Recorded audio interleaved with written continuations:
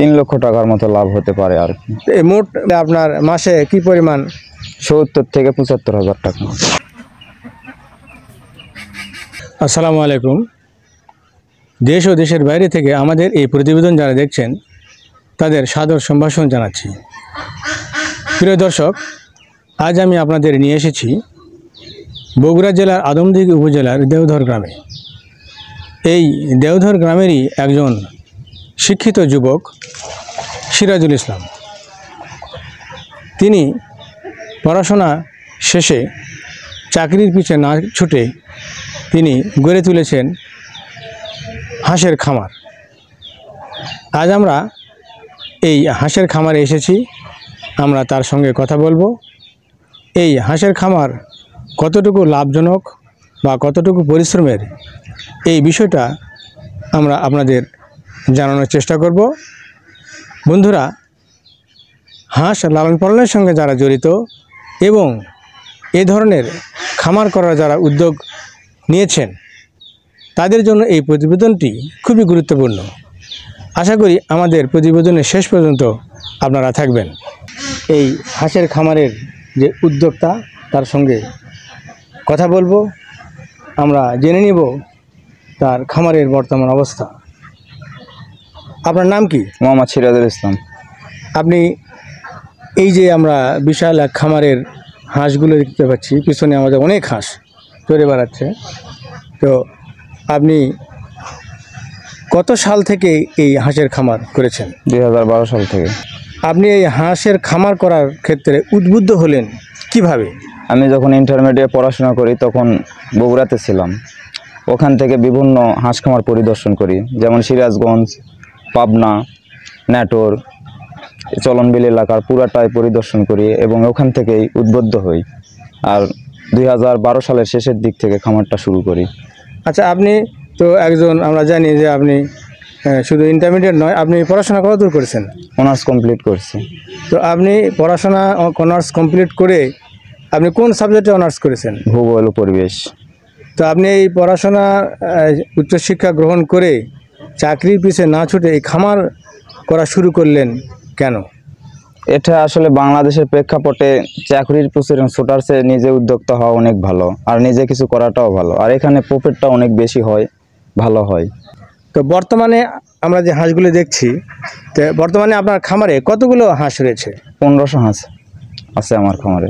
তো এই হাঁসগুলো আপনি কি উদ্দেশ্যে মানে লালন পালন করছেন? এটা আমি শুধু মাংসের জন্য উৎপাদন করি। এর আগে বিগত সময়গুলোতে ডিমের জন্য করছিলাম, বর্তমান 2 বছর হলো আমি মাংসের জন্য করতেছি। তো এগুলো আপনি একদিনের বয়সী বাচ্চা কিনেছেন? হ্যাঁ, 0 বাচ্চা কিনছিলাম। তো একদিন বয়সী বাচ্চা আপনি কোথা থেকে কিনেছেন? জয়পুরহাটের আয়না হাসারি থেকে। তো এগুলো কি রেটে আপনি কিনেছেন? 22 টাকা রেট কিনছিলাম। বর্তমানে আপনার এই হাঁসগুলোর বয়স কত মাস? 5 মাস আপ। তো আপনি মাংসের জন্য যেহেতু আপনি শুরু করেছেন, তো আসলে মাংসের জন্য উপযোগী হাঁসের বয়স কত? এটা আসলে 5 মাস আপ হলে আমার এলাকাতে আসলে হাঁসগুলা বিক্রি করতে পারি। সব হাঁস তো আর মাংসের জন্য যায় না, কিছু হাঁস মানুষ পালন করার জন্য নেওয়া যায়। আমি আমার এলাকাতে মাইকিং করা বেশি, কেজি ভাও বেশি আর কি। তার মানে আপনি এই হাঁসগুলো বিক্রয় করা শুরু করেছেন? হ্যাঁ, শুরু করছি। তো এই হাঁসগুলো আপনি কোথায় বিক্রয় করেন? আমাদের বরতলি বাজারে। তো আপনার এই যে বিক্রয়ের ক্ষেত্রে আপনার কীরকম সাড়া? আলহামদুলিল্লাহ, অনেক ভালো। তো আপনি এই হাঁসগুলো কত করে রেট বিক্রয় করছেন? আমি 270 টাকা কেজি দরে বেশি। এখানে একটা হাঁসের দাম আসে 400, 450, 350 এরকম দাম আসে। মানে এভারেজে আপনি 400 এর মধ্যে থাকে। মানে ওজন করে বিক্রয় করেন? হ্যাঁ, ওজন করে বিক্রয় করি। হাঁসগুলো কিভাবে লালন পালন করেন? এর খাদ্য খরচ কিভাবে আপনার হয় আর কি? আমি খাদ্য মূলত 0 থেকে 5 দিন পর্যন্ত কোম্পানির ফিটই খাওয়াই। জি, নারিশ হোক, হক হোক, এইরকম জাতীয় ফিটগুলো খাওয়াই, 0 ফিটগুলাই খাওয়াই। তারপর 5 দিন বয়স বা 7 দিন বয়স হওয়ার পর আমি বগুড়া থেকে খাদ্য তৈরি করি। ওই ফিট ফর্মুলা অনুযায়ী খাদ্যগুলো ওখান থেকে তৈরি করে নিয়ে আসা খাওয়াই। 1 মাস যাবৎ খাওয়াই। খাওয়ানোর পর চরণভূমিতে চারণ করি। তার মানে আপনি এই হাঁসগুলো কি মানে 1 মাস বয়সের পর আপনি কি করেন? এইরকম উন্মুক্ত স্থানে পালন করি। তাহলে খাদ্য খরচ লাগে না, আর এখানে শুধু ওষুধ খরচটা লাগে। এই খামারের কতগুলো ব্যয়ের খাত আমরা দেখতেছি। আপনি হচ্ছে বাচ্চা ক্রয় করলেন, হ্যাঁ তারপর খাদ্য, হ্যাঁ ঔষধপত্র ও অন্যান্য, এবং বিশেষ করে আপনার এখানে যেহেতু মানে উন্মুক্ত স্থানে আপনার এই হাঁসগুলো চরণ করাতে হয়, তো যার কারণে এখানে শ্রমিকের প্রয়োজন রয়েছে। হ্যাঁ, শ্রমিকের প্রয়োজন তো রয়েছে। এই বিভিন্ন খাতে আপনার খরচ রয়েছে। হ্যাঁ আপনার এই খামারের বিভিন্ন খরচের খাত রয়েছে। হ্যাঁ, আপনি যদি একটু বলতেন এই 1500 হাঁসের উপর আপনার কি পরিমাণ ব্যয় হয়েছে? আমার 1500 হাঁসের বাচ্চা কিনতে প্রথম অবস্থায় টাকা লাগছে 35,000। এখানে 1 মাস খাওয়াতে যে খরচা হয়েছে 80,000। আর ওষুধ খরচ বাবদ এখন থেকে মানে জিরো থেকে শুরু করে শেষ পর্যন্ত 30,000 টাকার মতো। আর আপনার খাদ্য খরচাটা 80,000 টাকা।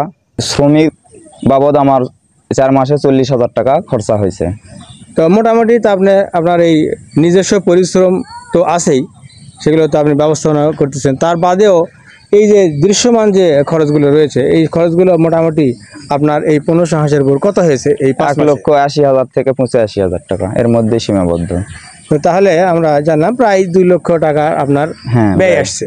তো এখন আমাদের আপনি বলেন যে আপনি এই হাঁসগুলো তো বিক্রয় শুরু করেছেন, হ্যাঁ কিছু বিক্রি করেছেন এবং কিছু অনেক বিক্রি অপেক্ষায় রয়েছে। তো এখন আপনি এই হাঁসগুলো যে বিক্রয় করলে আপনার কি পরিমাণ টাকা আসতে পারে? 3 লক্ষ টাকার মতো লাভ হতে পারে আর কি। তো এই মোট বিক্রয় করলে কত আসবে?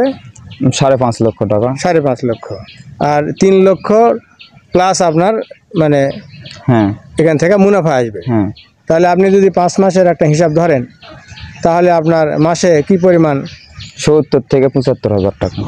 আমরা প্রত্যাশা করি যে আপনার লাভ আরও উত্তরোত্তর বৃদ্ধি পাক। তো আসলে এই হাঁস লালন পালনের ক্ষেত্রে আপনি সমস্যা কি ধরনের হয়? সমস্যা আসলে হাঁসের ক্ষেত্রে তেমন ব্যাপক বড় সমস্যা দেখা যায় না, কিন্তু নতুন খামারিরা মনে করে যে অনেক বড় বড় সমস্যা হয়। এগুলো আসলে কিছুই না। হাঁসের মূলত জ্বর আর সর্দির থেকে অনেক বড় অসুখের দিকে যায়, আক্রান্ত হয়। এই জ্বর সর্দি যদি কন্ট্রোলে রাখা যায় তাহলে আল্লাহর রহমত কোনো সমস্যা হবে না। আপনি একটু বলেন, আপনি যেহেতু অভিজ্ঞ খামারি, আসলে খামারের পরিবেশটা কেমন হলে হাঁসগুলো ভালো থাকবে? আপনি খামারের পরিবেশটা আসলে ভালো হতে হবে। সে ভালোটা কীরকম? ফাঁকা জায়গা, নিরিবিলি জায়গা, তারপর আপনার আলো বাতাসের প্রয়োজন হবে অবশ্যই। এই যে খামারের যে মেঝেটা কেমন মেজাটা অবশ্যই শুকনা হতে হবে। মেঝেটা কোনো কারণে ওষুধ রাতে দেওয়ার কারণে পানি পড়া যদি ভিজা যায়, সেটা অবশ্যই শুকনানোর ব্যবস্থা করতে হবে, সেই সিস্টেমে আনতে হবে, তাহলে জ্বর সর্দিটাও হবে না। তো আপনি একটু বলেন, আপনি যেহেতু অভিজ্ঞ খামারি, আপনার কথা আমাদের কাছে এবং আমার দর্শকের কাছে অনেক গুরুত্বপূর্ণ। এখন আমাদের দর্শকদের উদ্দেশ্যে একটু বলেন, আমাদের দর্শকদের মধ্যে অনেকেই বেকার রয়েছে এবং উচ্চশিক্ষিত চাকরিবিহীন অবস্থায় বেকার রয়েছে। আমি তাদের উদ্দেশ্যে কিছু পরামর্শ, যে তার বেকাররা চাকরির পিছনে না ছুটে যদি খামার করে, তাহলে কি তারা তাদের বেকারত্ব ঘুচিয়ে নিজেদেরকে স্বাবলম্বী করতে পারবে কি না, আপনি যদি একটু সংক্ষেপে বলতেন। আমার বেকার ভাইদের জন্য বলবো যে আসলে বেকার বা শিক্ষিত যারা বেকার, আসলে যারা পড়াশোনা করে চাকরির পিছনে দৌড়াচ্ছে বা দুর্নীতি করে চাকরি নিতে চাচ্ছে, তাদের এই দুর্নীতি করার কোনো প্রয়োজন ওঠে না, প্রশ্নই ওঠে না।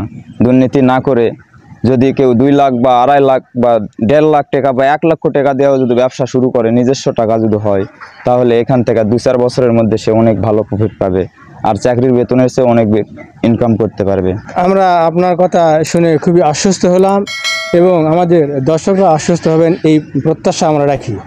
আপনার খামার দেখে বেকার যুবকরা উদ্বুদ্ধ হবে, এটাই আমাদের প্রত্যাশা। প্রিয় দর্শক, আজ এই পর্যন্ত। আবার দেখা হবে অন্য কোনো স্থানে, অন্য কোনো ভিডিও নিয়ে। সেই প্রত্যাশায় সবাইকে ধন্যবাদ জানিয়ে আজ বিদায় নিচ্ছি। আল্লাহ হাফেজ।